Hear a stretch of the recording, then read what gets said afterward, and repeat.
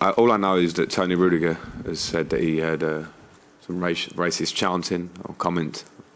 I haven't had an individual conversation with Tony. I've only addressed the group, and a couple of the lads are in doping. But of course, I'll support Tony as we would support any of our players. In fact, any opposition players, wherever this happens, whatever stadium it happens at, needs to be dealt with. And as I don't know any more than that, we'll wait for the process to happen.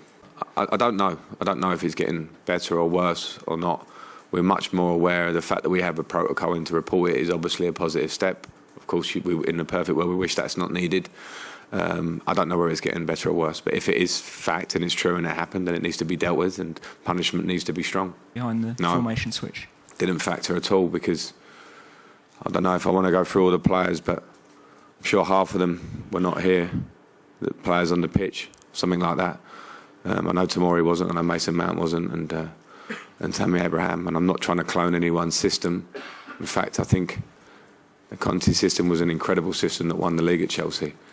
The way we play it, or I play it, the message that I give is different. It's not simple. If you play 4-3-3, you're cloning someone else. Otherwise, we'd all be cloning each other. So it was more, can this be a system that helps us defensively and offensively against Tottenham for the way they play? And that was my choice to play it, not to do with whether players understand it. Having said that, the players took the plan on incredibly well, as we all saw. Just for a little bit. Yeah, I mean, I think, you know, watching Tottenham, I think they're playing very well. They've got a lot of players that can run behind and cause you problems. You know, Son, Kane, Ali, Moura, and having an extra centre-back gives you an element of protection against that, particularly the athletic centre-backs that we have, and they never got in on that pass today. The most important factor in my thinking was what it could bring us offensively, and in terms of controlling possession of the ball.